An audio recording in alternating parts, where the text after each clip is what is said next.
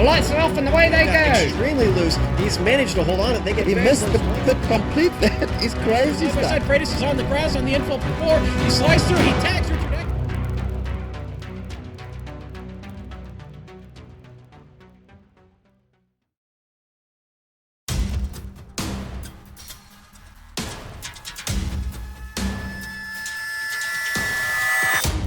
What does LionHeart mean?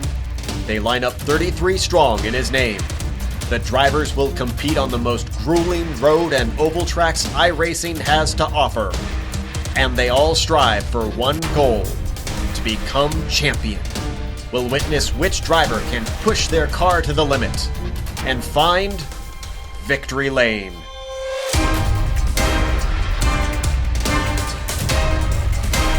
You're watching the premier American Open Wheel Series on iRacing. The LionHeart IndyCar Series starts now.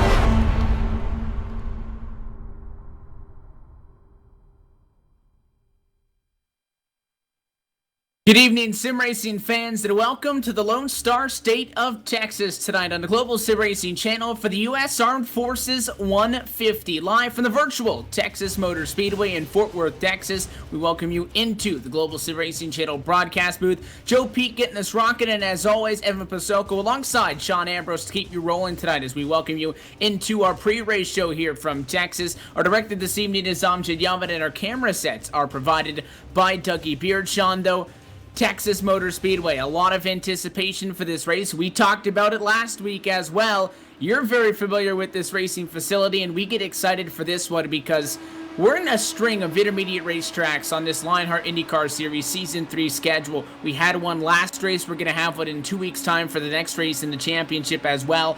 All the same lengths tonight. Again, 100 laps, 150 miles start to finish. And tonight's race, the U.S. Armed Forces 150, presenting sponsor, our good buddy Jonathan Goke. Man, I'll tell you what, welcome to Texas Motor Speedway right here in Denton County, Fort Worth, Texas, just north of little old Alliance Airport, right there at the end of the runway. What a track, man. Blistering fast speed, side-by-side racing, 3 and 4 wide, guaranteed. You know, they talk about the trouble coming out of 4 here, but I got to be honest with you, with this DW12 Dallara, man, we're talking about coming out of turn 2 with a lot of force, and the wall comes up so quick. I think that's going to be a trouble spot tonight. I sure hope it isn't. We've got a great run out of this league so far here. The past, I think, 4 or 5 races, the cautions have just been to a bare minimum, and I hope we can keep that going tonight. If we will, we may see one of the, if we do keep that going, we may see one of the shortest races of the season in time, speaking here on the broadcast. But 100 laps, 1.5 miles, 150 laps or 150 miles around this place tonight. Our defending race winner is Matt Kingsbury. And you talked about Staff Sergeant Jonathan Goke being the sponsor tonight.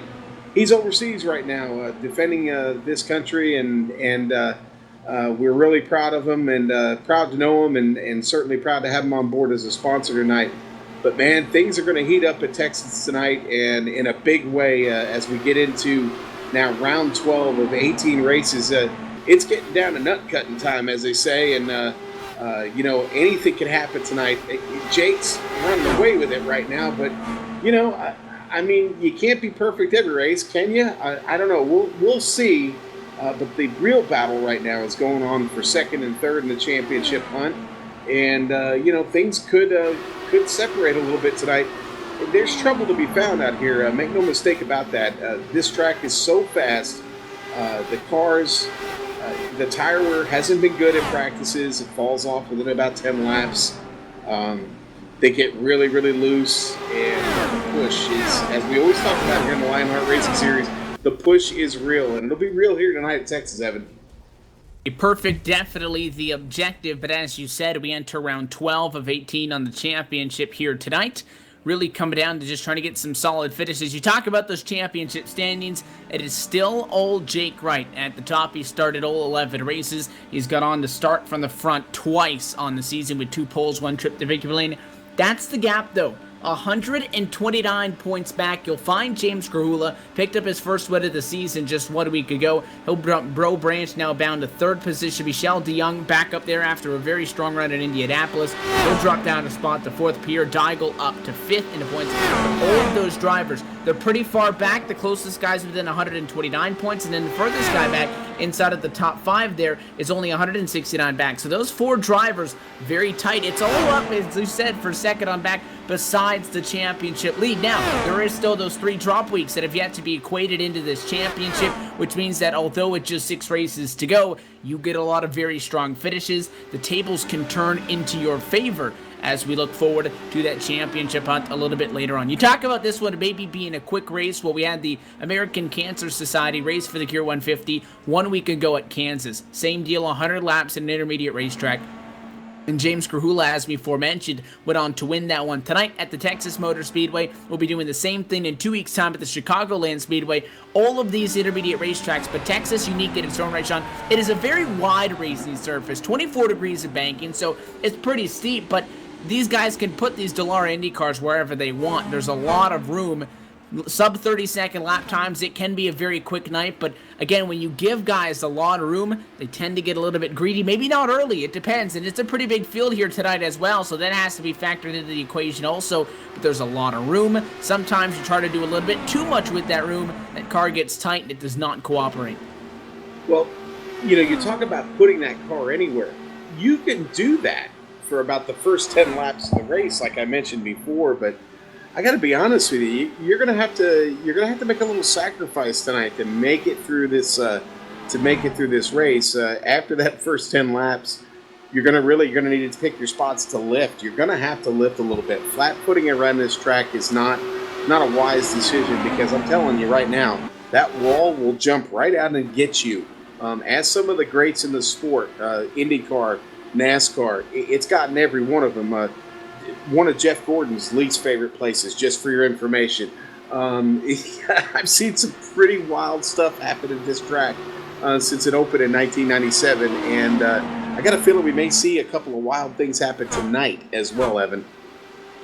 Well, if you saw some of the tail end of the practice session there, I think you might be in for a little bit of a treat here tonight. The drivers right now working through their 5-minute closed qualifying session, so the drivers go out there one at a time, and it's 2 laps to get the pole at the moment. Jake right on top. Now Dan Guerin going to knock him off by 7 1/1000ths of a second. Still 2 minutes, though, left in the qualifier session for somebody to attempt to best those times. For the series information, again, we don't really talk about it every single week, but these guys, the best of the best in the LionHeart IndyCar Series, iRacing's premier American Open Wheel Championship. Minimum 1800 iRating to race in the series. It's a fixed setup, no fast repairs. What you bring to the racetrack is what you got for the night. 75% fuel capacity, so that puts us in a fuel window of 37 to 39 laps tonight, so it's a 2-stop race. Top 20 in points and whatnot are locked in, so our championship battle, although we show you the top 5, there's still fights going on from 5 to 10 and 10 to 15 and so on and so forth, but obviously, as the season, hard to believe, Sean, it's already starting to wind down. All eyes have to go to the top there.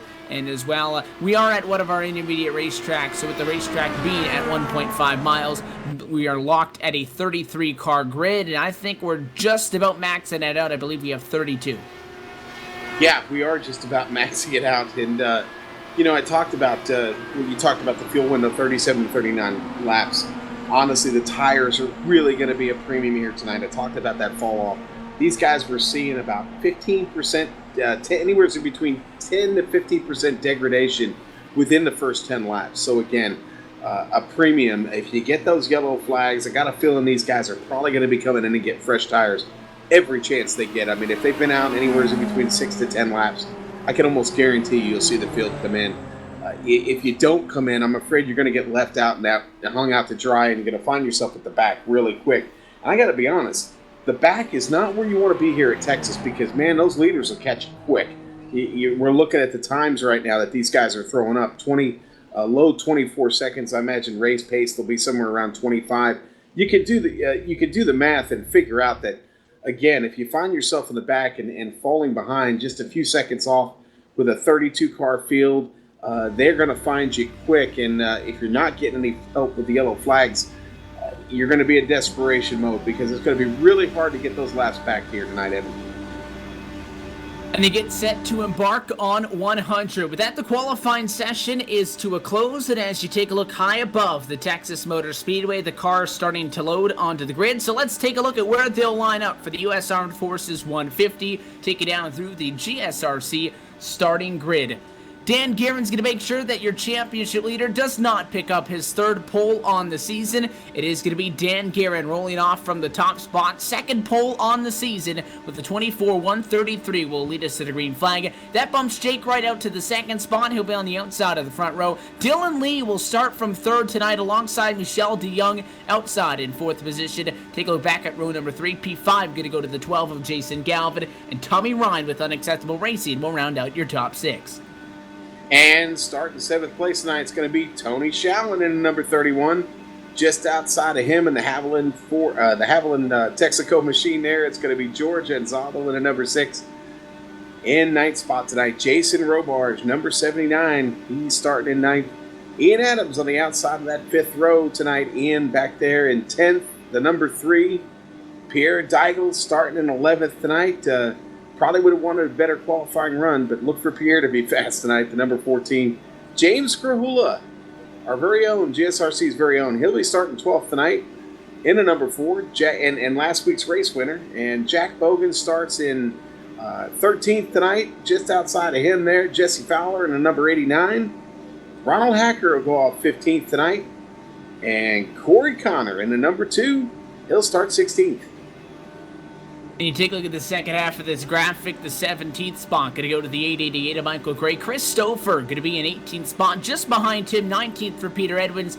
Daniel Roper back in the field tonight, 4th in practice, but drops to 20th in the qualifier session. We'll see what the 61 machine can do from a little bit back and back. 21st is Vincent Bluthenthal, behind him, 22nd Ricky Harden. You have Chris Lanini, one more spot back in 23rd, and 24th is Alfred Shepard. And I'll bring us home there, Evan. 25th, Krista Nelson in the number 25. That might be a good omen for her tonight. In the number 73, Brandon Lincoln, and he'll start 26th. Robert Bluen in the number 48. He will go off 27th tonight. Tony Lurcock will go off 28th in the number 42 machine. And just behind him is going to be Big Joe Hassard. He'll start 29th. And in 30th tonight will be Mark Goodwin in the 105, and 31st is going to be Mark Noberg in the number 83. He will round out the field 31 strong tonight. So it's just about a full house here at the Texas Motor Speedway. We get set to do battle for the 12th time on the Season 3 Championship. And as always, we're glad to have you with us on the Global Sim Racing channel. The pace car going to dive down and away. It is Dan Guerin's race to control. The Sinclair Tractors number 8 machine will lead us to the green flag. Pace car dives down into turn number 4. Green flag flies to the U.S. Armed Forces. 150 is green. Dan Guerin, no problem, taking off to turn 1 for the first time as your race leader. Top 4-5 single file. First fight is going to be for P5. It's Tommy Ryan and Jason Galvin, and a lot of 2-3 wide back from there. Yeah, there is, but you know what? These guys are settling in already. I'm surprised the top 4 break away and just kind of step in line. I think everybody knows what's at stake here. You got a long way to go. 100 laps here tonight. Got to take it easy right now. Don't want to bend that car up yet. Obviously making it the distance tonight, a big key if you want to be successful, and a lot of the guys too wide and such, but they have the ability, as we said, at these fresh tires on the start of a run to do more than that. They hold themselves, though, back and try to think methodically in the opening laps of this race. Your leader single file out, still Dan Guerin in front of Jake Wright. First fight on the racetrack, just behind there. Tony Showens, number 31, top side, making a move on Jason Robarge. That one was for 7th. Had a little bit of a fighting going on just behind them with the 20 of Jack Hogan. Jack stuck up top, but it looks like Pierre Deigel, James Krahula teaming up with him, trying to make a pass on the bottom. You know, I talked about falling back early in this race already. Mark Nobert. Oh, we got a spin. We got a wreck in 3. And for the moment, no caution. We stay green through turns 1 and 2. Chris Stouffer going to bring the Marlboro number 7 machine down to the pit lane. Part of that accident there, and it looks like he got hit by, it's one of the pink cars. Corey Connor, Sean, a little bit tight in the corner. We talked about that condition is going to present itself. think it jumped up on a 2 machine a little bit earlier than he was expecting.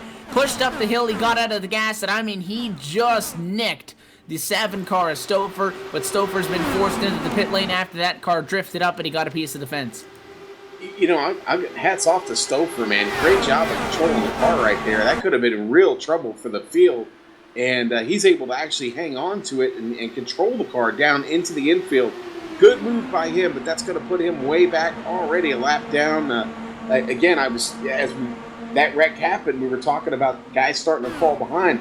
Alfred Shepard, Mark Nobert, and Mark Goodwin already finding themselves more than 10 seconds away from the leader, already 6 laps into this race, Evan.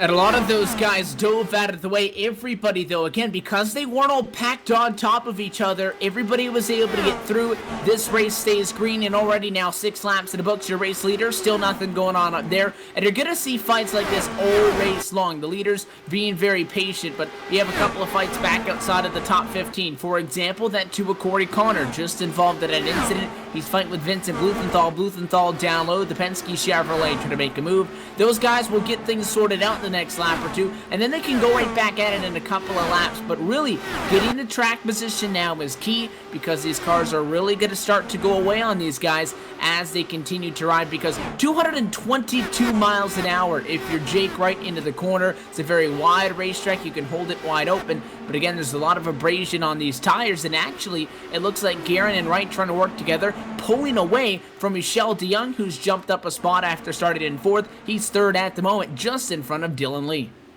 Tommy Ryan back here battling with Jason Robards right now, trying to hang on to that 5th spot. Nobert keeps getting a run on him and looking to the inside. They're coming up on this traffic in front of them. Jason Galvin, that's Dylan Lee and De Jong right in front of them, and they're coming up on that battle there pretty quick. And, looking to get through, but again, battles happening all over the place right now as we dig through the field here. George Gonzalo having a little fight there with Pierre Daigle. Daigle on the outside, George taking it inside, keeping it down there. Daigle goes all the way up top, then brings it back down. And the car really tight off the turn there. You see Daigle's car dove to the inside, right across George there. Close racing right now, Evan. Chris Stouffer, the driver that had some problems, has since disconnected from the sim. He'll get a DNF. It's going to be a 31st place finish for the driver of the number 7 machine. Turn 4, though, you can very clearly see these guys struggling with the handling. It's a very wide corner exit on it, currently the quad oval, if you will, down the front straightaway. A lot of guys continue to move up and around. Who's going forward? Who's going backwards, though? Ian Adams right now up 2 spots to 8th position. He comes from outside the top 10. Jason Robards, though, last time I saw the Rainbow Warrior machine, he was actually losing a spot, but through this race, he's gained 3 and maybe get a setup for another one in front of him. Tommy Ryan, topside on Dylan Lee. Lee started on the podium in this one, inside row 2 and 3rd, Sean. He now begins to fall back rather quickly. Not much problems for the 66 to make a pass, and now the 79 machine can make the challenge at turn number 2. 5 keeps slow, and he'll go topside. Well, that Northern Tool and Equipment DW12 has really got a run right now. Tommy Ryan really looking hot. He's working on the next car in front of him right now. Michel de Jong right there in front of him, and this race is heating up early here. Tommy, as we get on board with him right now, the unacceptable Delara there, getting through turn 2 down the back stretch. He's pulling in de Jong right here. Is he going to make a move on him? We'll see. Going to that top side. He's favoring the top side right now, trying to take care of those tires just a little bit. We are still early days in this fuel run right now. Got to take care of the car. It's 15 laps to the good right now, Evan. Oh, yeah, you mentioned that. He's going up topside, and again, it's the longer way around the racetrack in front of him. Hello, almost into the outside wall, and he's going to catch it, I think, just a little bit. Michel de Jong all the way up against the safer barrier, and I think he may have been able to avoid contact. Oh, he might have nicked it with the right rear of the race car, but it doesn't look like it's going to hurt it at all. That's what he's exactly trying to avoid, and that's that 101 goes to the bottom, swings way wide off the corner. That's fine, but when the tires go away, that car is really going to push like a snowplow up towards the fence. Tommy Ryan taking the longer way around the racetrack, but it's working for him. He's conserving those tires. He's not putting a lot of duress into that race car, and now you can actually see that 1-1 behind him. Sean noticing what the 66 is doing, and Michel Dion actually modifying his line to copy, so that time through 3 and 4, he'll take the bottom again, this time at 1 and 2, but there's guys, they'll pick up on that. Next thing you know, later on in the race, you're not going to be able to make a move on that guy because he'll learn from it. Hey, talk about somebody on the move right now. Dan Roper up from 20th up to 14th. He's working on Jack Bogan right now. They got Michael Gray right up there on the outside. Little free car, but Roper right up in front of Michael Gray. Working on Bogan right on his, goes to the inside, down into turn 1. Roper pulling it off, looking good right now. Jack's got to hang on up top there. Oh, he just kept it off the wall. Roper not able to get the run, has to give just a little bit there as Jack Bogan pulls away going into turn 4. You think Roper had the run on Jack Bogan, wanted to go topsided, and the 20 pushed a little bit. That's what forced that 61 up across the nose. That AAA to Michael Gray behind him. This time he'll get the preferred lane. Daniel Roper, already a 3-time winner on the season, has not been on track in a while and has since fallen out of the championship discussion. Back here tonight at the Texas Motor Speedway, trying to do something. He's made 4 starts, he's won 3 of them, and making that move on Jack Bogan, not much resistance. Now, though, guys already talking pit stops, just 20 laps into the race. The 2 machine of Corey Connor down pit road this time, but it looks like it's going to be a clean entry for the driver of that 2 car.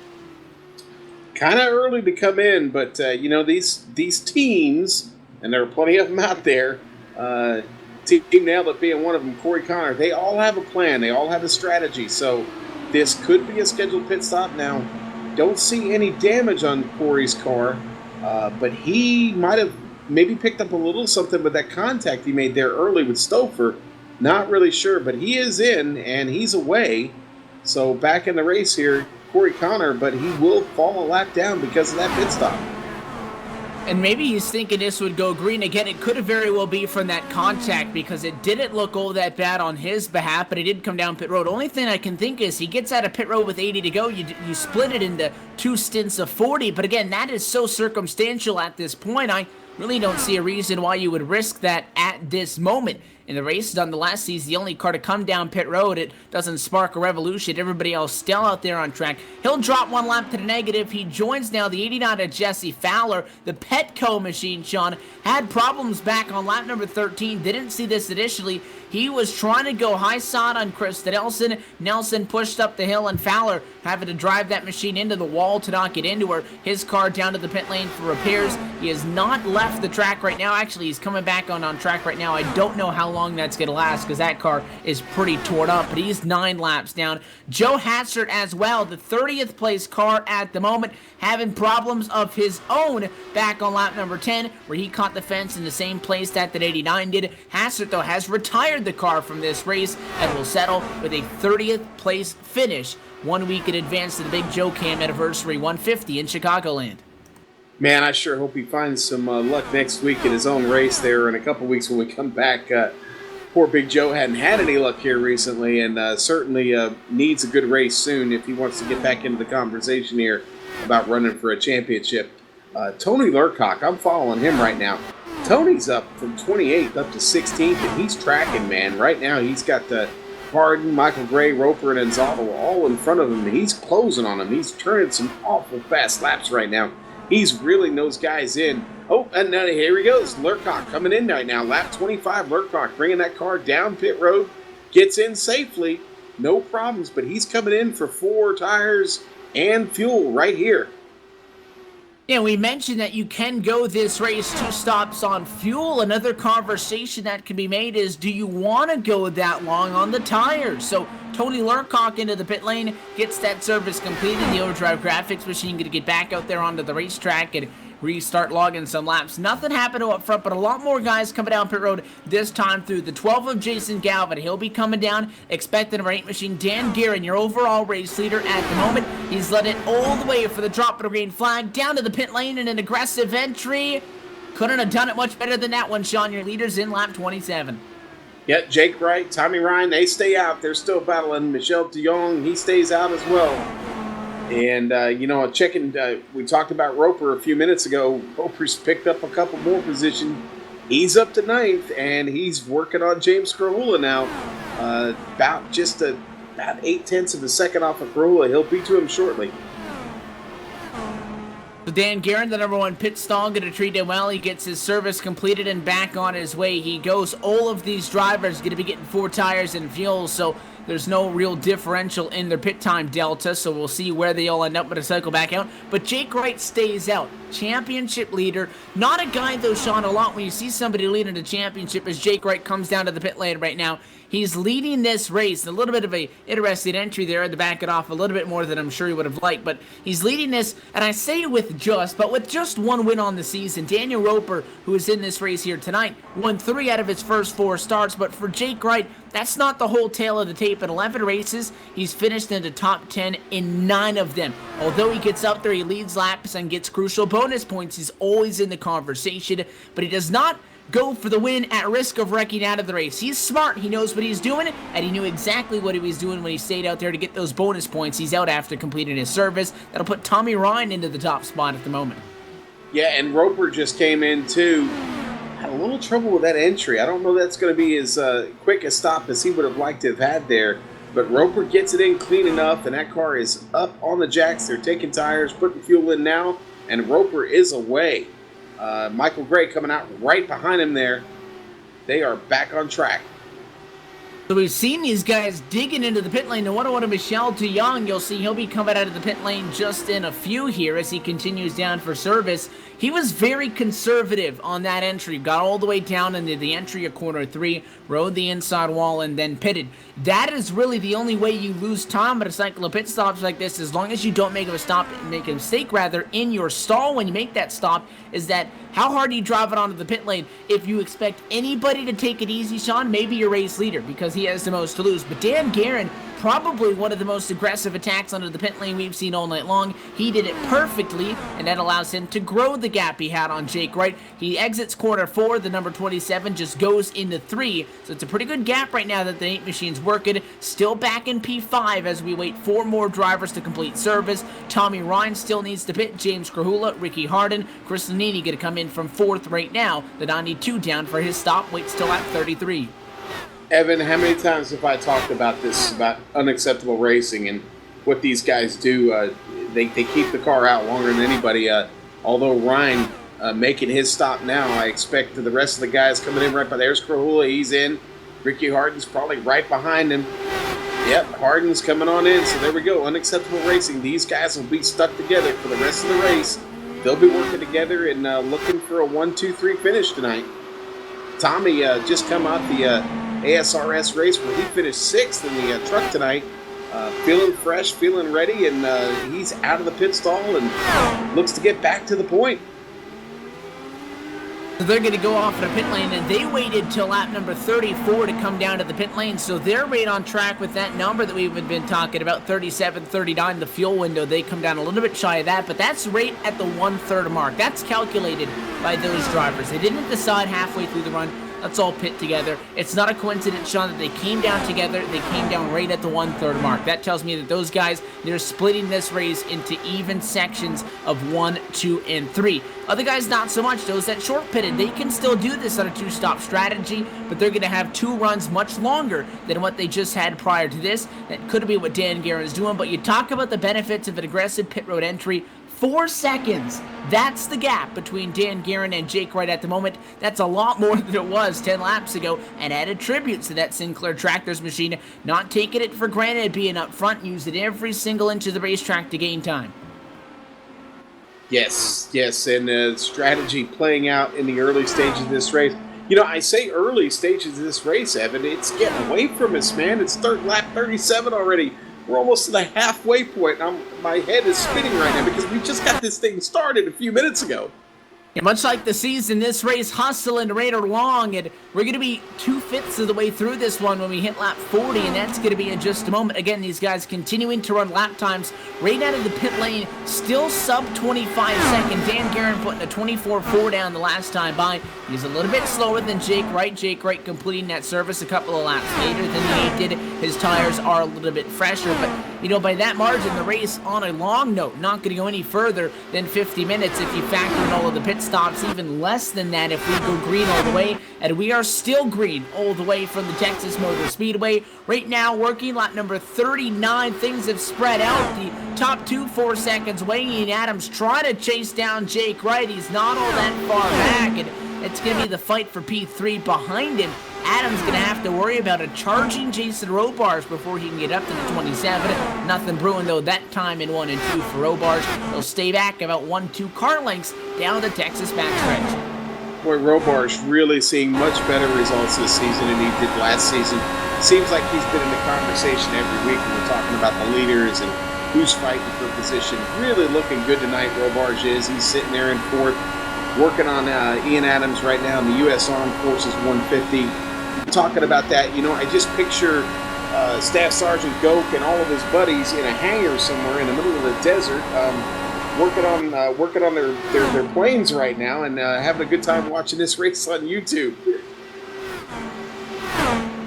And it's been exciting everywhere but up front. Side by side now for the 3rd spot. Robards gets there to make a move, but he just edged it out at the start-finish line. He'll slide up top side out of the corner and make the pass. Now over. Ian Adams not taking any of that. Crossover down the back into turn number 3. Right there, that car gets tight. You can see it because the track is so wide. You can visibly see, Sean, as you pointed out, when that car gets tight, because you can see their corner exit. It's not a progressive sweeping turn. You can see that car visibly kind of push up the hill just because of the way it works. That 3 car is extremely tight. Robards gets clear, and I don't know if Ian Adams is going to be able to get back to him to challenge once more, because really struggling into the corner. You see him on the racetrack. He's just struggling to keep it down. It doesn't turn, and this really isn't all that far moved off of the pit stops that they made. So those tires aren't all that old, but now just 6 laps away from the halfway point. You're already thinking, when's my next stop? What lap am I getting it to?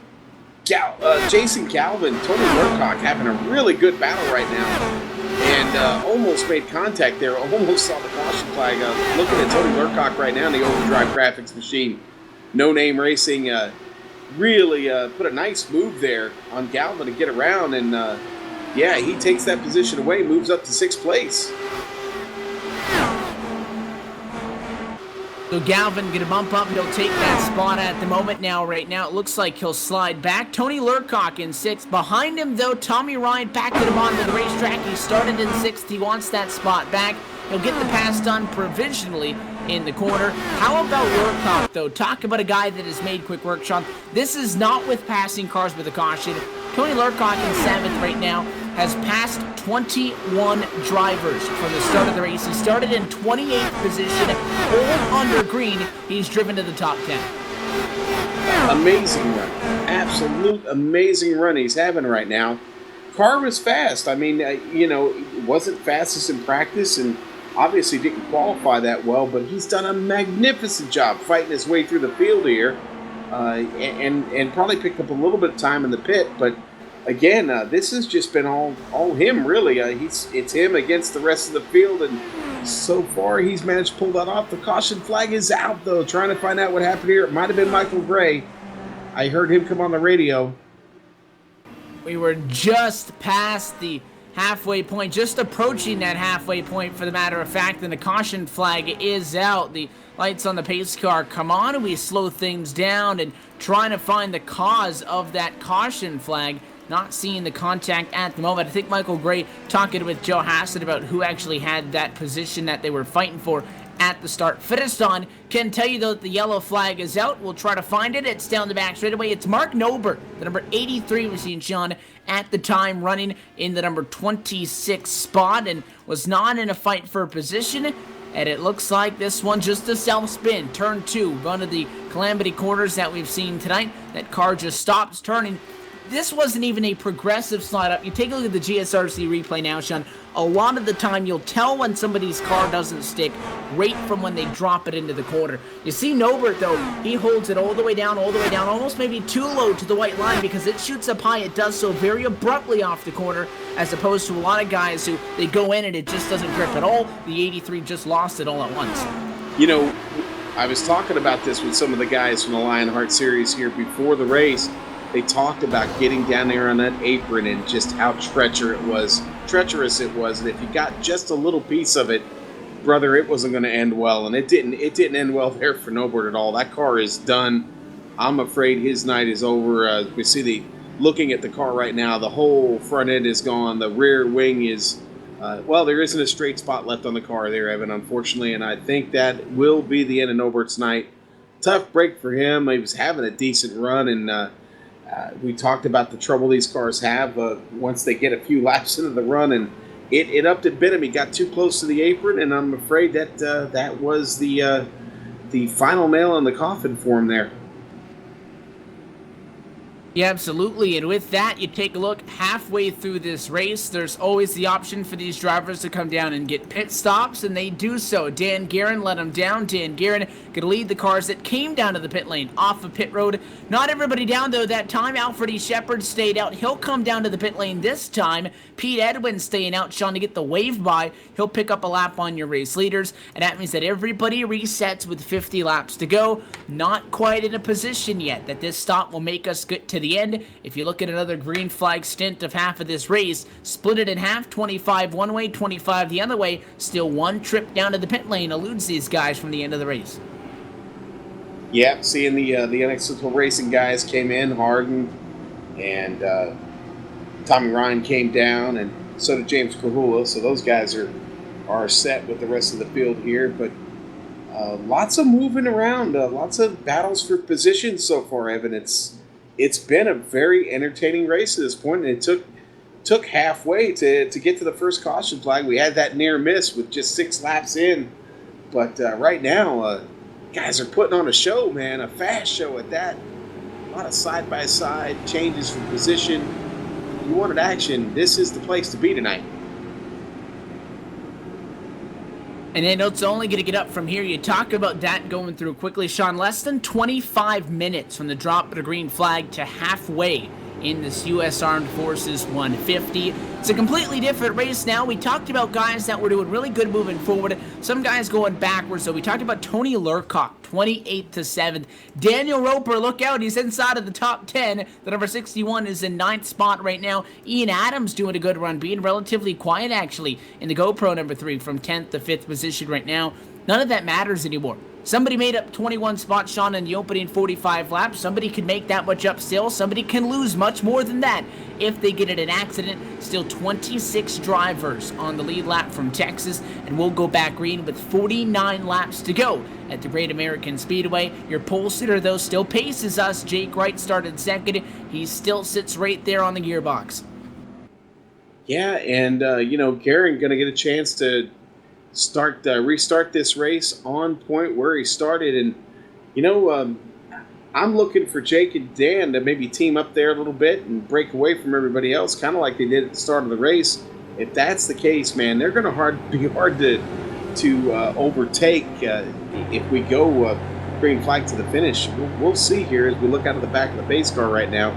Field sets itself, and this will be a single file restart. So these guys are going to spread out quick, and right now, like I talked about at the beginning of the race, being at the back is just not where you want to be right now, man. That's with less than 50 laps to go when we get restarted here. Going to be a real tough mission to get to the front. But, hey, Lurcock moved all the way up, and we're back to green flag racing. Evan, sorry about that, buddy. The pace car down, and we are back underway, and Dan Guerin shot him much like he did at the start of this one. He takes off, no problems for the battle inside of the race lead. Single file behind him, but they are all over each other. Tommy Ryan in front of this, and this is going to get exciting. Galvin looks to the high side. It's Roper to the inside on the Ian Adams. 2 wide, a couple of rows deep, the middle of 3 and 4. Trying to split the gap, not going to make it. Contact. Galvin's in the outside wall. He comes down, and big accident now on the front straightaway. Caution flag will fly. Up and over goes Tony Lurcock, up 21 spots, and now we'll follow those 21 once more. That car is a junk pile on the front stretch. Caution flag is out. We take a look at the replay now, and I said this will be fun. They just ran out of room. That's guys using the real estate, but running out of real estate. Yeah, they sure did. Ryan there just behind, and oh man, he slid up the track. Gets a piece of Galvin there, and Galvin hits the wall, goes back down across I guess altogether not that bad. It could have been so much worse with those guys being up near the front of the pack. We continue to look at the replay. We're on board with Lurcock right now, watching him get around here, Evan, and he heads down the back stretch. About to see exactly how this unfolds from the in-car cam. Tony Lurcock.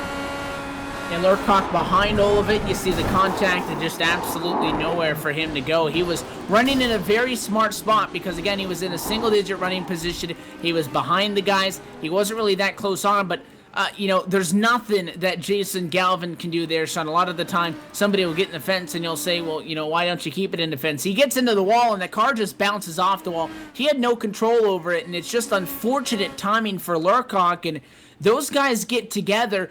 It stays a double car incident. They spin back up the racetrack. Things can get a whole lot worse, especially when Tony finds himself at the outside wall. It collects a few other cars.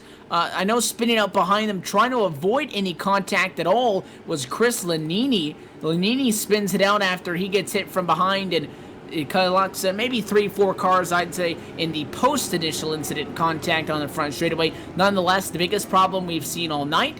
That's what happens, though, when you take guys that have had all race long, Sean, relatively spread out, you put them back together, second half of the race, you tell them to go at it. And again, they have the ability to do this. They could have done this at the start. Did they? A little bit, but they were a little bit more conservative. They're going to start going for it more and more every single time you go at it, and an next restart will set us up for inside of 45 to go. Daniel Roper over the radio does take responsibility for the accident and apologizes for it. Well, Roper fighting hard this whole race. He finds himself up in 5th right now, looking to get that 4th win. You can't blame the guy for racing hard, but just an unfortunate incident right there. And the car, it just looks like maybe got a little bit away from him there, and a slight bobble with the wheel, and then you get that accident. But listen, we've had a great race. Only the second caution flag. I don't have any reason to believe right now that the rest of this race could go green flag, to be honest with you. I think we're going to be fine. It's just a shame that we had that incident right there after the caution. Looks like I see somebody coming down. Is that Krahula right now? Yeah, Krahula's decided to bring the car into the pits. Not really sure if... I don't know. No, he didn't catch any damage Closer. or anything. It's closer on fuel, but I don't think 45 laps is enough to be able to stretch it, because the longest we saw anybody go was 34. Yeah, I do not think... I don't think there's any way. I heard from several of the guys 39 is the absolute max. Not sure what Krahula's what the strategy is here. Maybe if he finds himself on the podium, we'll have to ask that at the end of the race there, Evan. You have to look at maybe how much does he have to lose. He comes down pit road, he'll lose about 7 or 8 spots. If he feels like he could make that up on a long run, might be worth the gamble for somebody that's sitting that far back in the pack, but I don't think he's pitting for the purpose of making it to the end on fuel, because I don't think you're going to find an additional 6 laps to what you say the driver said was the absolute maximum. He could be hoping on a caution, but then as well, Son, if we get a caution flag, much like we saw at halfway, if these guys stayed out at halfway, they'd stay on the regular fuel strategy. But of course, people are going to pit if those tires have X amount of laps on them. If we get another caution, everybody's probably going to come back down anyways. I just checked in on the chat, the race chat, and Roper came on and taking full responsibility for that, saying that he blinked out for and that's all it takes. If you blink out, no matter how long it is, that can really mess you up and anybody else around you. It is the worst feeling in the world when all of a sudden you're racing in a pack of cars, especially as close as those guys are racing, and then everybody around you disappears. And then all of a sudden they're back, and they're back in a different spot than they were when you just blinked out. And that's what we were dealing with there. Really unfortunate. Looks like Vincent Blumenthal has chosen to take that car behind the wall, and he has left the sim. Tough night for him, and won't be a good result for him tonight. But lots of guys still in this race. We get a chance to reset it here we talked about less than 45 laps to go. It's going to be a good one, Evan. They get single filed up the lengths on a base car, and they all go topside, because if you pass somebody on the bottom on a restart, it's going to be a penalty. If you pass them topside, it's not. So the defensive line for everybody down through quarters number 3 and 4. The American Childhood Cancer Organization pace car going to make that sharp left-hand dart down to the safety of pit road. Dan Guerin could be your control car. Green flag flies, almost back underway almost immediately as Guerin brings us back across the start-finish line. He'll lead us to turns number 1 and 2 already at 200 miles an hour by the time they come into turn 2. Everybody equally spread out till you look back, suck topside going backwards. The 66 of Tommy Ryan's up top, and it's showing on the bottom. That's the battle to watch right there. Watch those two. They're side by side right there. Three sets deep right there. Interesting battle going on there. There's no give right there. They are side by side. Tommy Ryan still sitting outside of Shallon right there. And just behind them, De Jong and Pierre Daigle battling also. Great battles going on right there. And Daigle getting a run right now. Is that on Michael Gray? No, that's the 101 of Michel de Jong. Daigle with a bit of a run on him. Looks to go up top. Can't do it there.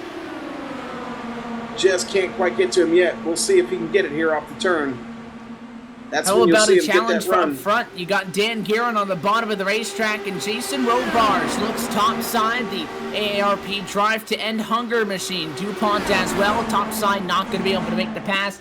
Drops back down to the bottom. He'll look back up top yet again. Realistically, though, the outside shot has not been a place to pass, but you have to go up top because look at Jake Wright in third. If you're that number 79 of Robars, if you just left and stayed directly behind Dan Guerin. I'm sorry, Evan Roper side by side with Adams. They almost make contact right there. Really tight. Oh, they're side by side again, going through the turn, coming off of 4. That generally doesn't end well, but it does end okay right there. Dylan Lee up in front of him. We talked about the cars getting tight. Look at it right there, right across the front of Roper. So close.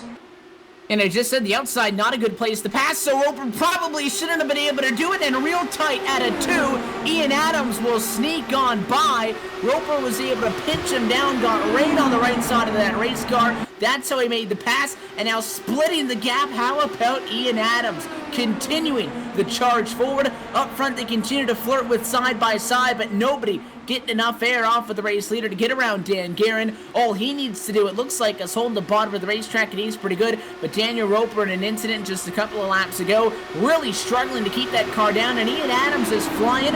He'll take another spot as he passes the 5 of Dylan Lee. Yeah, Dylan Lee having quite a run here so far. I mean, yeah, he started third, but he's managed to stay in this and avoid the trouble. And that was so close there between him and Roper. Roper falls back to 6th right now. He's going to have to contend with Shallon. Shallon coming up on him really quick. Michel de Jong, 2-time winner in the series. He is still in this hunt. Tommy Ryan back there lurking. He's got Ricky Harden. Separates those two is Pierre Daigle. Harden gets around, though, finds himself to Tommy Ryan right now. So those two will be working together, making their way to the front. And all of this, you would think, would be spreading out your leaders, the top 5, top 6, within just 1 second of each other at the moment. And again, that's because not a whole lot of passing going on. Up front, to the inside of the racetrack, how about Dan Roper trying to get a spot from Dylan Lee? Ian Adams put the move to the Fuzzies machine the lap prior, number 61 rather, trying to do the same, catches the white line though. The car gets a little bit unstable, backs out of the gas and tries to protect the inside. Tony Showa not having any of it. 3 wide as topside goes Tommy Ryan all the way up against the Fort Worth writing on the fence and down to the bottom. Michel de Jong pushing it. Ricky Harden as well. 2 wide, 2 rows deep. These guys not taking anything else. They're going for it inside of what's now the final 35 laps to go. And more hard racing into the wall. Michel de Jong, big contact. Daniel Roper's around in a big accident. Ooh, man, that is a big one. Seeing several cars caught up in that. Guys, with just nowhere to go right there, Evan. We're watching the replay now. Several guys just had nowhere to go right there, and they get collected up in that. So unfortunate. You talk about no better use of the statement. Well, that escalated quickly, Sean. I'm finishing up my statement, and these guys just all break out at a turn 2. Michel de Jong makes an aggressive move to the bottom. Left side tires in the grass. In the second dog leg of the quad oval, makes the pass on Daniel Roper, hits the white line though, you'll see right here out of 2, catches defense, comes down, gets into Roper, tracks blocked at that point. Additional contact for the 2 guys up. Watch the pink machine that comes in here. Corey Connor nowhere for him to go. He launches off of those cars. That car goes upside down into the catch fence on the inside of the racetrack and then rolls back up on track. It almost takes out a couple of other guys. 4 or 5 cars in the first bit of contact, almost 10 cars total involved in the big one that time, and once again, turn 2 is the culprit. You know what? I'm going to tell you a quick story about turn 2, okay? And I don't remember what year it was. I think it might have been 97, 98. We're all sitting there in our spot in between turn 1 and turn 2 in the infield. Mike Skinner coming up early stages of the Cup race. Mike Skinner coming out of turn 2. He hit that wall so hard that we felt it in the infield. It felt like a minor earthquake. Man, that is the hardest spot on the track to hit, is that run coming out of 2 there.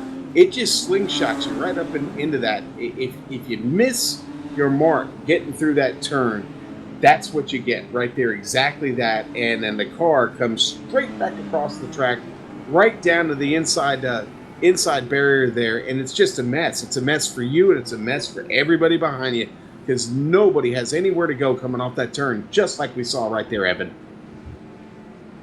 And it's a pretty wide backstretch. There's not a whole lot of apron, just a very wide racing surface helps these guys, but when you're doing 220 miles an hour, the closing rate on these cars is pretty fast. Dan Guerin, as well, pretty fast down on the pit lane. Going to get service completed, and once again, the number 1 car off of the pit lane. However, not the number 1 car on track. A couple of drivers stay out once again. You got Ricky Harden out there. The machine's damaged. I'm sure he's trying to maybe get a bonus point, but he'll definitely have to come down to the pit lane. James Corhula stays out. How about the 4 machine, Sean? We were just talking about how he pitted, stays out this time. The question is, though, I still don't think he'd be good on fuel, but because of that, he's your race leader, albeit everybody else besides him has more fuel than him. Fuel to the good, by the way. Everybody else that just pitted, they should be good on fuel to the end of this race, and they have better tires, but Corhula does end up at a top spot after running at about 18th position. Okay, but here's the deal. They're under caution flag right now. Corhula's saving fuel. He gets another caution flag. Everybody else decides to come in and get tires as well. Let's say they go 10 laps and get another caution flag. It doesn't look so bad for James Corhula. Maybe that strategy pays off for him. He's got his, he's got his help there, right there with him, and Ricky Harden. I'm sorry. We talked about Ricky. That car's looking pretty rough. I don't know that he's going to be much help at this point.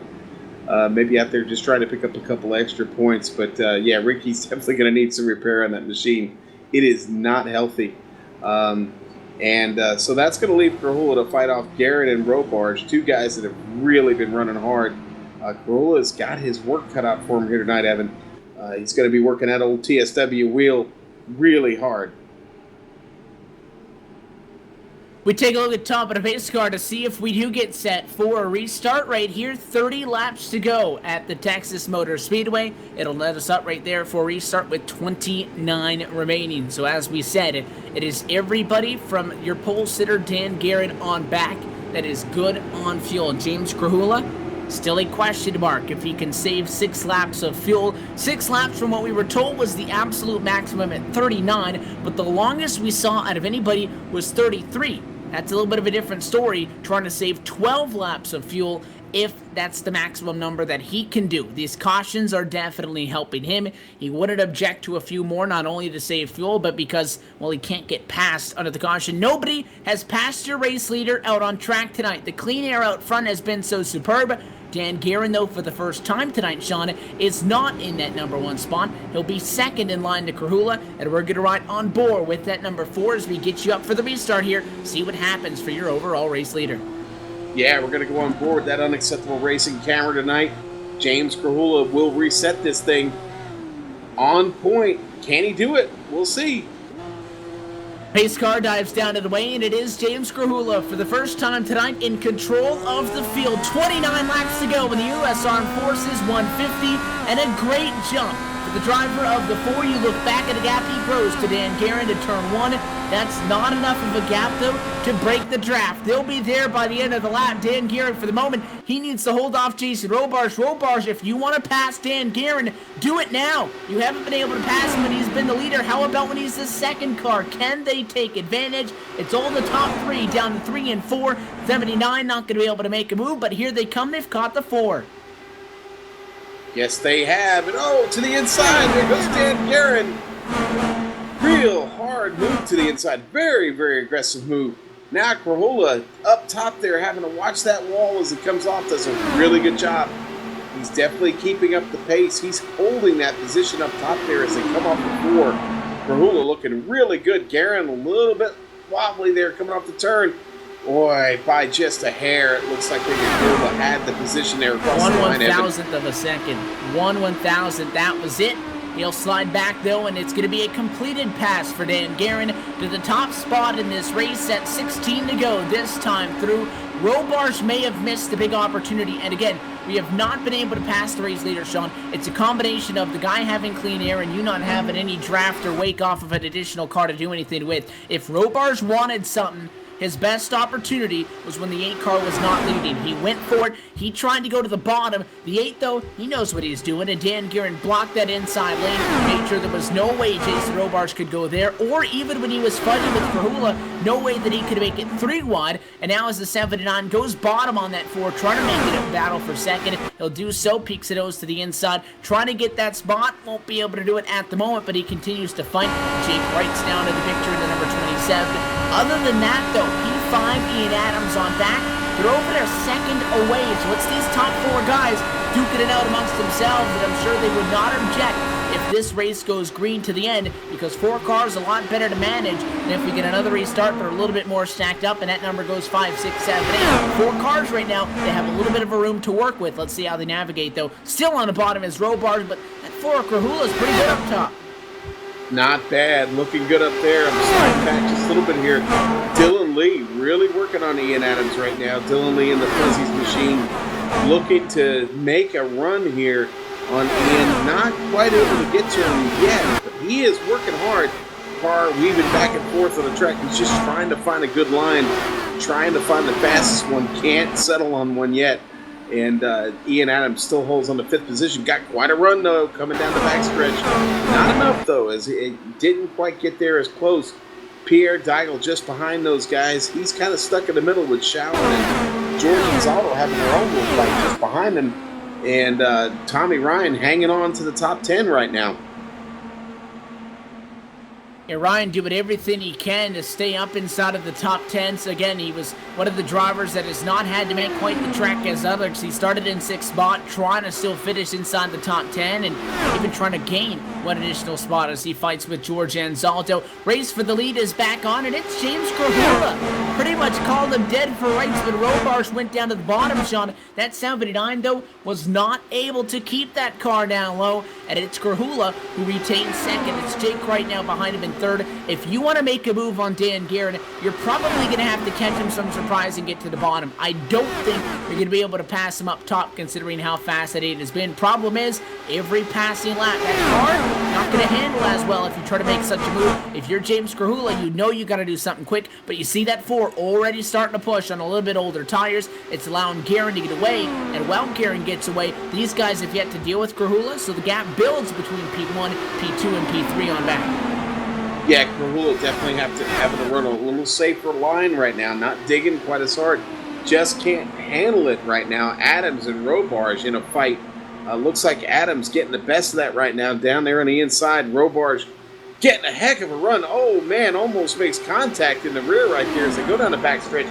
Head into 3. Robarge takes it inside. He pulls the crossover on him, heads down inside. Ian Adams stuck up top, coming off of 4. As they head across the start-finish line, Adams holds on to that position, but Robarge is coming. Hanging onto that inside line right now. Got to stay off that apron as they come off of 2 right here. Really close. Well, I think you got to give some credit to James Krahula for holding off that 79, Sean, because you can see Robarge, he's back there with Adams. Adams hasn't really made up a lot of ground. That's still 1.3 seconds back, so the 79 starting to fall off the deep end as we go inside of the final 20 laps of Texas, and the battle between the top 2 on track begins to grow and grow and grow. I don't think, though, Jake Wright even is much faster than James Krahula, albeit it's a little bit difficult to get a drafted pass. He'll go to the inside, and he'll make it side by side at lap number 84. The 4, though, is just so strong up top, he's going to give him a headache for the spot. And again, every single... Oh, contact, though. Caution flag is out. This changes everything. We'll slow him down and we'll set up for a restart just shy of 10 laps to go. Hearing maybe problems for the 105 of Mark Goodwin. Goodwin, though, no, that car appears to still be on track. Somebody had problems down the back straightaway. Yellow flag is out. Yeah, you didn't want to see that right there, man. The race was getting really interesting as we had some guys on different strategies right there. But, again, this pays off for James Krahula. He gets that break. He's going to get to come in and get fresh tires right here. I expect the rest of the field may come in and get fresh tires as well. They certainly don't need any fuel, but you definitely want the tires at this point. Take a look, and we don't officially see the cause of that caution, so it may have been one of the drivers, Sean, that had some connection issues tonight, triggering the yellow. I don't see anything. Nonetheless, the course is under the caution flag conditions, and here we come down to the pit lane for the final time. Krahula, the strategy, it pays off because he'll come back down to the pit lane. So does everybody else. Question is, can anybody beat Dan Guerin? He's yet to lose a race off of the pit lane. Down into the number one pit stall, all the way to the edge of it. Doesn't overshoot. Just about as good as he can get as you look at the pit road camera. Absolutely not even close. Dan Guerin going to lead us off of the pit lane. Jake Wright second. Krahula in third. Boy, Krahula almost managed to get in front of Wright there as they came off the pit lane there. He almost made it to the stripe first, but what's that old saying? Almost only counts in hand grenades. Horseshoes and hand grenades. Yeah, horseshoes and hand grenades. That's right. Well, for Jason Robards, you might wish he was playing that because he's out in the grass on some sort of off-road expedition here on the front straightaway. Tried to get that car going out of the pit lane, and he gave it a little bit more wheel because there was a couple of guys in front of him. We'll take a look at the replay now, and he just gives it a little bit too much power to the back tire. Sean spins it out. You don't see that a lot in this new IndyCar. You saw that a lot in the old IndyCar on the sim. Not a whole lot in these the new ones, rather, but he gave it a little bit too much, and he went off, and that's going to cost him a lot of spots after he was running inside of your top 6. Talk about the pressure. Talk about the desire that you need to be able to get any spot you can get, and that's a mistake that will cost him. It certainly will, and not the time you want to make it. When I talked about not a good time for this caution flag to come out, that's a perfect example of why. I mean, you got to get into the pits, you got to get out of them, you got to do it clean. If you don't, you're going to lose those positions that are so hard to catch up. We're going to restart this race with probably just a little less than 10 laps to go, or right at 10 laps to go. That being said, Robards has now really put himself under the gun here. He's got so much work to do to get back to where he was there, and not much time to do it. But he's been fast all night. He can get back into this podium picture if he plays his cards right. But he's going to have some awful tough drivers to get around. Tommy Ryan, Pierre Deigel, Ian Adams, Dylan Lee, James Krahula, Wright, Dan Guerin, Alfred Shepard, all guys that he's going to have to get around. Now, Shepard currently is showing as your leader, but is he on the lead lap? Yeah, no, Shepard's on the lead lap, but he is making his way into the pit. Shepard bringing that car in, so he got his lead lap back by staying out, and he is going to bring that car in for service now. And that will give the point back to Dan Guerin. Jake Wright sitting in second, and James Krahula sitting there in third in the Richardson Bike Mart DW12. Unacceptable Racing Machine, looking good tonight. Had quite a run. He's done a lot of work out there. It's been a tough night for him. And this restart going to come right on the cusp of 10 to go. The lights of the pace car go out. It'll be 12 laps to go from the Great American Speedway to decide this. That doesn't mean, though, we're done with caution flags. There is still the possibility.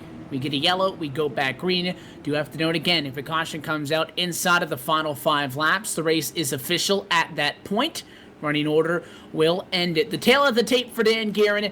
Before that most recent caution, Sean, he had led us across the start-finish line on every single drop to green flag on the night. He had led every single lap of green flag racing, excluding pit stop cycles. So, you'll look at the stat sheet, it's not going to be really close to 100. It'll be maybe 90 or so if he can keep it up as they work lap 88. He has basically led every single lap but 2 here tonight. I don't count the guys staying out on the pit road to get bonus points. Dan Guerin has dominated this race. If you're Jake Wright, though, you started in second, you've been there all night. You gotta think you figured something out in these first 88. to give a go at him. The pace car going to get down and out of the way. Dan Guerin, he's not going to hesitate. He'll hold him off. 1 second delay. Now on the gal pedal he goes. Green flag flies and back it away we go. And at 27 plays chase. A good start though for the 8 machine to go some gap. And again, it's not going to be enough for him to pull away. Enough to hold him though for 1 lap. For 1 lap, maybe, yes. And Karhula not getting quite the start that he maybe had hoped for. Dylan Lee all over him, trying to make a move up top.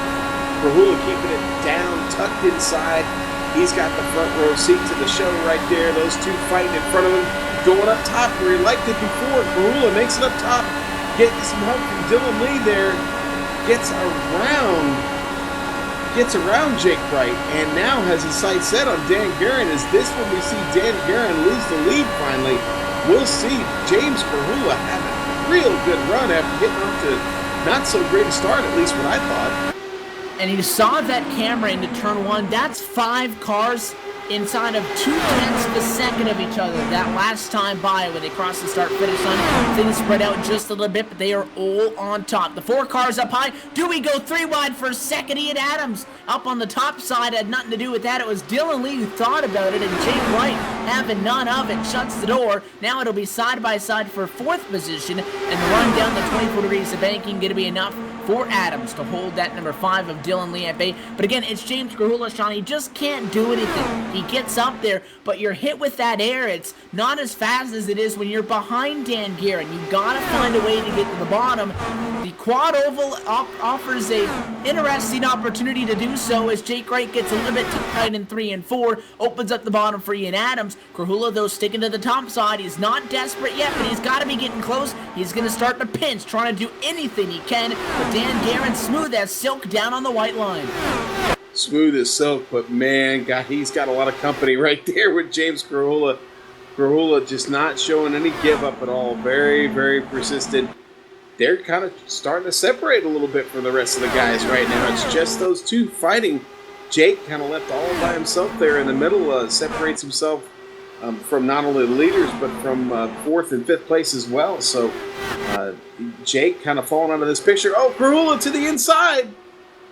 And he's down the apron. I told you he'd have to go for the bottom, and he went down there to the apron. Now back up on track. That car is so tight, it's not going to turn. He'll keep it out of the fence. That's what James Karhula needed to do.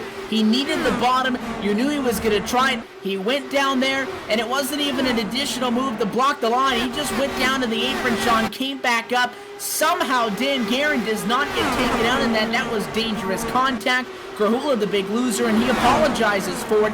Guerin doesn't seem to be affected by it. Not at all. Big plus for Guerin there, and now he is still the leader in this race and not giving it up yet. Jake Wright, lots of work to do, not much time to do it. We've only got 4 laps left. And the rest of this field, little battles going on here. Tommy Ryan, he's got his teammate Karhula right in front of him now, and they've got Jason Robards right there. Those 3, almost contact there between Robards and Karhula. Karhula just not finding any love here in the, and there's Robards all the way down there at the bottom. Dylan Lee right next to him. Those two almost wheel to wheel right there as they come off turn 2. Karhula behind him may not have the speed to put up another fight, so Tommy Ryan wants to take advantage of it. To the inside, the 66. It's showing pushing high in 3 and 4, and a winner in front of them going to be Jason Robards. Crossover, doors shut. Absolutely not giving an inch for Jason Robards as he blocks the 5 on the front stretch, makes sure he can't get to the bottom. And left side, tied to the white line, real tight as Dylan Lee. He almost gets into Karhula. Somehow they keep it off each other. Dan Guerin still in front of a side-by-side fight for second. Jake Wright will take it. Adams, the crossover. 2 to go at Texas. Well, you talk about somebody losing the handle on the Tommy Ryan, another one having trouble. He just fell back 3 spots, running that car all the way up top. I just don't think it'll turn for him. Car on the apron. If a caution flies between now and the white flag, this race would end. It looks like we're going to get a finish out of it. They do battle back in 5th. They do battle back in 10th. Side by side, though, for second. All behind Dan Guerin. White flag in the air, just 1.5 miles left to go. There's smoke on the inside in 1 and 2. We'll race it through, though, for a green flag finish. Ian Adams lost the second spot to Jake Wright. It'll still be a good points night for your championship leader. He'll take third. It'll be a second for Ian Adams. But Dan Garrett at a quarter number 4. Checkered flag will fly in the win to the number 8 machine, the U.S. Armed Forces 150. The Sinclair Tractors entry of Dan Garrett. He'll go to victory lane for the first time on the season. And man, I'll tell you what, George Anzaldo was desperately trying to take the 10th spot away from Ronald Hacker. They come across the line side by side. George almost able to pull that off, but couldn't quite do it. Great finish for Kristen Nelson. She starts 25th, brings that car home in 12th. Lots of drivers having a solid run tonight. Brandon Lincoln comes home in 9th after starting 26th. Lots of movers and shakers throughout this field tonight. And you see all those pink cars pull alongside to congratulate Dan Garrett, and he'll burn it down on the front straightaway. A winner in the Lone Star State. Dan Garrett takes the checkered flag at a Texas Motor Speedway, and again joins the list of drivers that now is 9 long in 12 races on the season to pick up his first win on the Season 3 campaign, and that'll do a lot for his championship hopes as he enters tonight 10th in the points. Maybe out of the conversation for the overall championship, but knocking on the doorstep of guys in front of him like Robarge and Ryan. A strong night tonight for Dan Garrett puts him back into conversation in the points as we head now into the final 6 races on the year. So he'll finish celebrating, and now they'll wheel that car down to the virtual Gatorade victory lane. They'll be joined with Ian Adams and Jake Wright because the post-race show on the Global Sim Racing channel comes up in just a moment. You're watching GSRC's coverage of the LionHeart IndyCar Series, the U.S. Armed Forces 150 in the books. Dan Garrett, your victor tonight from the Great American Speedway. Post-race in a moment. We'll be right back.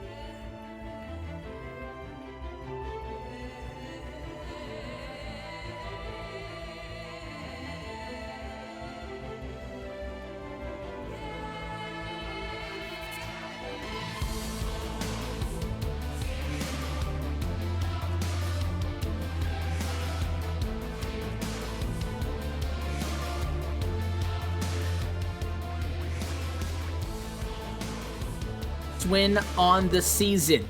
Here this evening, picks up race win in round number 12 for the U.S. Armed Forces 150. Goes on to win over top of Ian Adams and series points leader Jake Wright. We'll talk to them in a moment. Right now, we take a look at the full GSRC results from the Texas Motor Speedway. 12 down and 6 left to go. And we take a look, Dan Guerin, your winner tonight after starting on pole position. Ian Adams kind of stealing that second spot away from Jake Wright, who started in second. Wright will fall for a third. How about Pierre Daigle? Late in that race is able to clinch a fourth. Jason Robarge rounding out your top 5. James Grahula, a very solid run as well. Sean started back in 12th, and he comes home in the number 6 spot. Tony Shelwood in 7th. Tommy Ryan 8th. Brandon Lincoln in 9th. And then rounding out your top 10, the 102 of Ronald Hacker.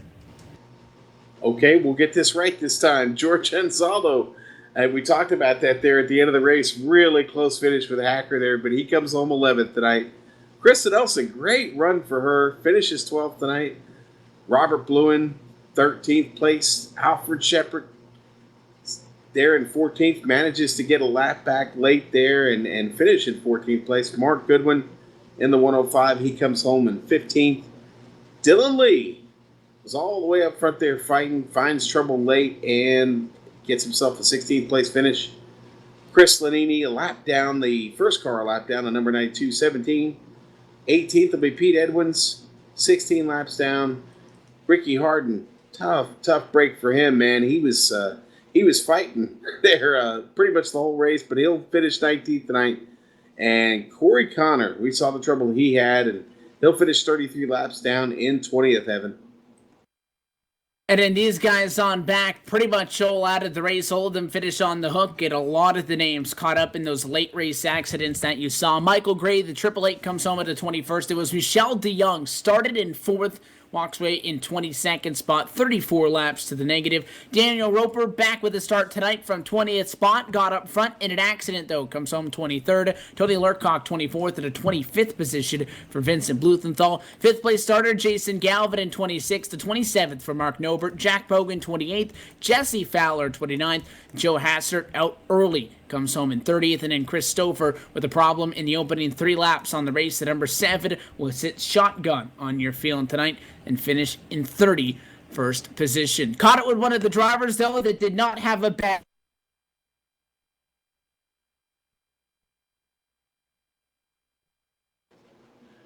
Okay, so Evan was going to talk here to one of the drivers that got caught up in a little bit of the trouble tonight, but finds his way here in 3rd place and on the podium. We're going to bring Jake right in and talk to him real quick. Jake, good evening, sir. It's not a win, but it's certainly a podium finish, and not a bad deal for you, man. You're still going to lead the points coming away from this thing. What do you think about it? I'm happy with the finish. I was a little bit scared at the end there, but it was a good race, nice and clean. But I haven't seen what the points lead is now, but I finished ahead of 2nd place, so I can't be mad. You can't be mad, and you keep that sparkling incident record pretty clean. I'm not showing you got any tonight. I think you've had 5 all season. There is a battle going on for that championship as well. I think you're neck and neck with Ansaldo right now, who also, I think Ansaldo's maybe like 4 points behind you in the incident chase, but he doesn't have any incidents tonight either. So both of you guys putting on quite a battle for that. It's always nice to see a clean race. They got a few more cautions than we've seen recently. What was it like out there fighting through the traffic tonight? It was scary because tonight I was going into the race more being conservative, so there were a few close calls, and I saw my race flash before my eyes a few times, but, it was hard racing, nice and clean, and luckily I came out with my nose clean. Yes, you did, sir, and it was another fine performance by you. This season, you have just seemed to have the secret to the speed, sir, and you look good doing it, and like I talked about, keeping the car clean, so important.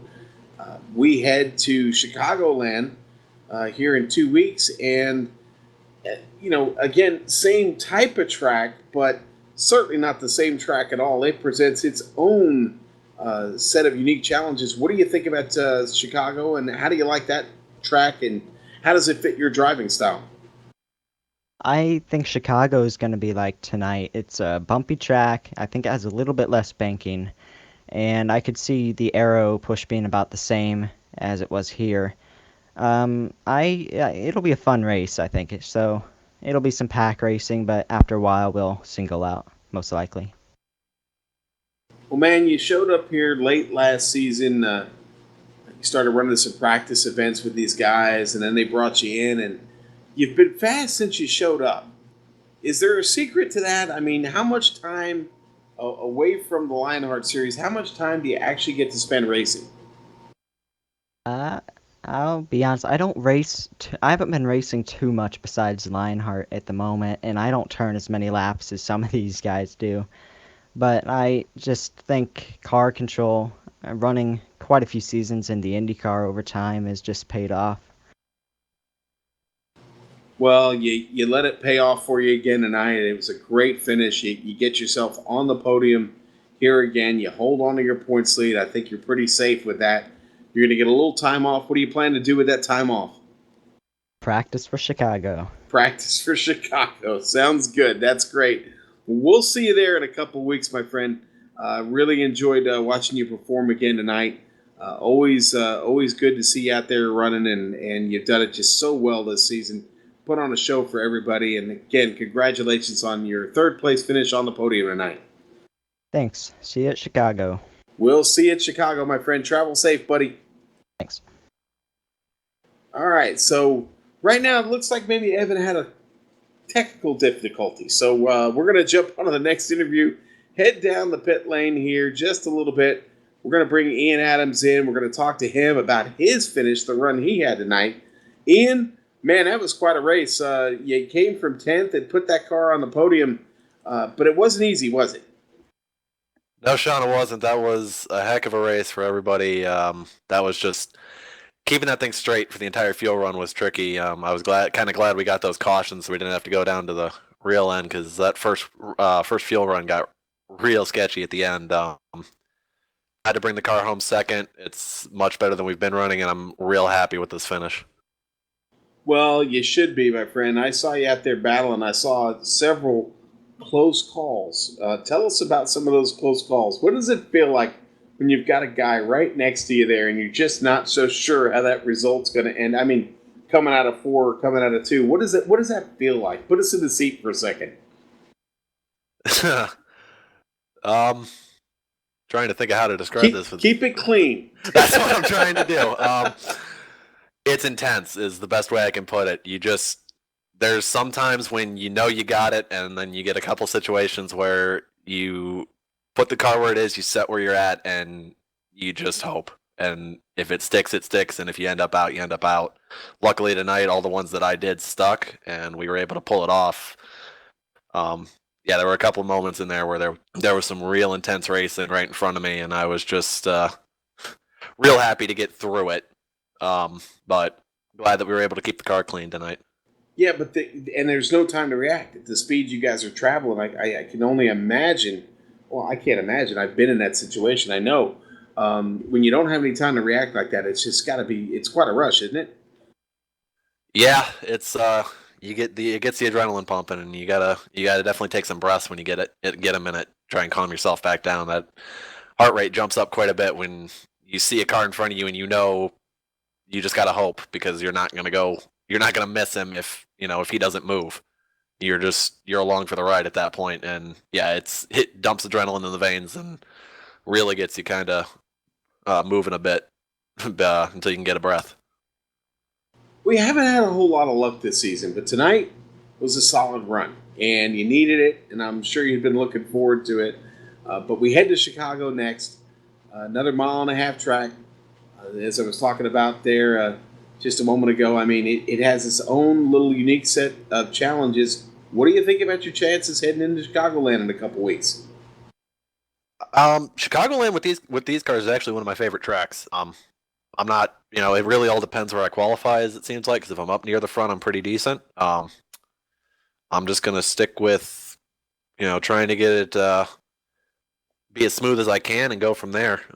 Hopefully we can put up another good result over there, and hopefully we can do the same thing we did tonight and just have the goal of finishing, and maybe it'll turn out one spot better. Well, the team nailed it. Number 3, Mountain Dew machine was hot tonight. It was a great run in. Really look forward to seeing you there in Chicago. And what are your plans for the little break here we're going to get? Nothing much. Just kind of plugging away, getting ready for Chicago. Getting ready for you. Yeah, that was Jake's answer too. He said, "I'm going to be practicing for Chicago." Well, lots at stake here with just a few races to go now. I say a few, six races to go. But hard to believe we're already there. The season is in the later stages, and like I said, you haven't had the best of luck, but you certainly got a chance to make some noise here in these last 6 races. Do you like the way that shapes up for you? Yeah, I got a lot of good tracks coming up. I know Charlotte's on the schedule, still Phoenix as well. Both of those have been very good tracks for me in the past. Looking forward to both of those. Looking forward to Auto Club to end the season. Just this point, it's racing for team points for me. I'm not really in the championship hunt. Team points and W's from here on out. That's where I want to put it. All right, buddy. Well, I'll tell you what. Travel safe to Chicagoland. I'm sure we'll see each other between now and then and probably turn a few laps there with you at Chicagoland. Great result for you tonight. Thanks for coming in and chatting with us. We'll see you soon. Yeah, no problem, Sean. I just wanted to give a quick shout out to both my mom and my dad. They were watching tonight, as well as my wonderful girlfriend. She was watching as well, so I'd like to thank them for tuning in. Well, that's great, man. Always great to have family and friends tuning in. I certainly know the feeling. Hey, again, congratulations, Ian. Great job tonight, buddy. Thanks, Sean. You have a good one. All right, man. Okay, well, it does look like it's time to talk to the big winner. I hear Facebook is blowing up already. Dan is blowing up Facebook as we speak. Dan, congratulations, buddy. What a win. Oh man, that was incredible. As Facebook chimes in right there. All race, so yeah, sitting next to me there, but I couldn't believe that. I was so happy to just get a pole last week at Kansas, then I backed it up with another pole this week. I don't know how I did it, and then to lead the most laps to get the win. I couldn't. Wow. That's a big night for you, man. Another great finish for Team Nailed It. The Sinclair tractor machine was hot. Man, you were great on the restarts. You stayed. Obviously, if you wanted to stay out of trouble, the place to be was where you were at. But there was a lot of action out there tonight. It was pretty dicey. How'd you feel throughout the race? Nervous. I was shaking the whole race. Dylan, he's like, just calm down, take a deep breath every time you hit the backstretch. Well, it didn't quite work like I wanted, but hey, I finished it, right? Yes, you did. Yes, you did. And, that's a good result for you, sir. You were sitting 10th in the points. I'm sure you're going to get a nice little jump out of that. You finished ahead of some of those guys that were there in front of you that found some bad luck early. But, you'll probably rock it up here, 2 or 3 spots in the points and get yourself into that conversation and maybe looking to fight for a top 5 in this season championship. We still have right now 6 rounds to go. How do you feel about your chances of getting to that top 5? Well, not too bad. I just got to take it one race at a time. The first half of the season was just a total wash. I got caught up in a bunch of wrecks like Ian did, and just things weren't going my way. Well, I finally got turned around at Indy, started getting some decent runs going, finishing races, got 3rd at Barber, so real happy about that. Then, of course, last weekend with a good pole. Fortunately, had a little issue entering the pits, but backed that up with the 14th, and then tonight. So, well, it was a great run, Dan. I'm really happy for you, man. I know how much this means to you, and I know how much time you put in practicing for these races. Winning never gets old, does it, sir? at least not yet. I've only got 2 wins under my belt. So, but yeah, a lot of practice laps. I think I've logged 800 or more laps this week. So. Well, sir, it certainly paid off for you. Now, we head to Chicagoland next. Jake and Ian both said, I asked them what they were going to do during the break. They said they were going to be practicing for Chicago. What's on your agenda during the break? Same thing. Got to keep at it if you want to keep winning. Got to keep that edge, right? You better believe it. Well, the Sinclair tractor machine had the edge tonight. Great victory for you, Dan. Again, I'm really happy for you, man. Pleasure to talk to you here on the podium. I feel kind of bad. It's a bittersweet moment for me. I feel kind of bad that Evan had some technical problems and doesn't get to interview you, but I'm pretty happy that I actually got to do it. I love talking with you, and I hope to see you in Chicago, sir. Maybe we'll see you back up here on the podium. I certainly hope so. I always enjoyed talking to you, Sean, even if you're in my way every now and then. But I want to give everybody a big shout out here. Of course, thank the LionHeart guys. Again, I have to thank Big Joe just because he got me into LionHeart. You know, he was a key factor for that for me. Gotta thank my teammates. Definitely have to give Ian a shout out. He's had horrible luck all year long, and hopefully this will turn him around. And I'm just happy for everybody. Yeah, gonna have to watch out for Ian for sure. And listen, during the break, will you do me a favor? What's that? You and Joe go off to the side, have a little talk, and kiss and make up, please. Okay? I know tensions have been running high, amongst a few guys, and I know you two maybe things have gotten a little heated in the past few races, but take the opportunity to, it'd be nice to see you guys back together again on the track. All right? Oh, I can do that. As I said, I like Joe. He got me into it. He told me to sign up. I signed up the last day possible for last season, and I got in, and I have not looked back on this thing. I mean, he's why I'm here. So, but, even after last week's incident in Kansas, him and I worked together to work our way back up to where we both finished. So, I have nothing against Joe. He's a good driver. I do respect him. He is one of the fastest guys in the league. So, well, and the next race is his, by the way. It's the Big Joe Cam Anniversary 150 at Chicagoland. So, might be time for him to shine. We'll see. Only time will tell. Again, Dan, congratulations. Great run here at Texas Motor Speedway tonight. Real happy for you, and we'll see you in Chicago in a couple weeks. You take care, my friend. Put in some great practice laps, and we'll see you there. All right, Sean. Thanks a lot, man. Appreciate it. All right, Dan.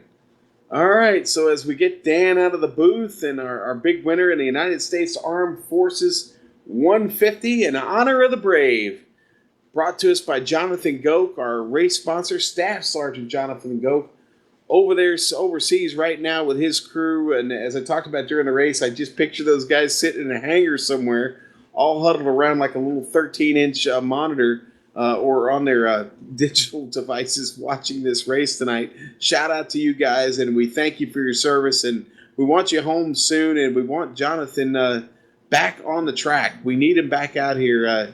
Certainly one of the great competitors here in the LionHeart Racing Series, and we miss him. So I hope he's back soon.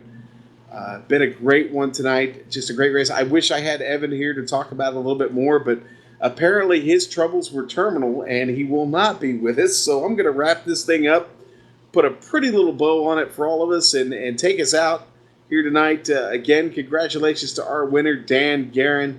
Great run for him. Great fast racing tonight here at Texas Motor Speedway. It always is, but we have a few people to thank. Post-race thanks go out to our streaming, let's talk about our streaming equipment, iRacing.com, Motorsport Simulations, XSplit, free and easy live streaming and recording software, Audio Technica Corporation, Aver Media USA. Got to thank that LionHeart administration team, George Anzaldo, Jesse Vincent, Tony Lurkock. Additional thanks go out to the guru of the camera sets, Dougie Beard. Our music brought to us by Eric Ekholm and Casey Lalonde. Thank you for providing us with music you hear throughout the broadcast. Their information is on screen, so make sure to give them some love and check them out, and for supporting us here on The Sim. Stay up to date with the Global Sim Racing Channel catch us online at globalsimracingchannel.com, on Twitter at GSR Channel, Facebook.com/Global Sim Racing Channel.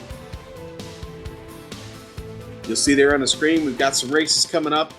But the one we want to look out for is this next LionHeart Racing Series race on Wednesday, November the 11th, 10:45 Eastern Standard Time. We head to Chicagoland Speedway, heading due north, right up the interstate there to Chicago. It's going to be a fun one, folks. You're not going to want to miss it. It's 100 laps, 1.5 mile track. It's the Big Joe Cam Anniversary 150. going to be a great one. We love Chicago, and I think kind of feeling a lot of these drivers do as well. So we look forward to seeing you there.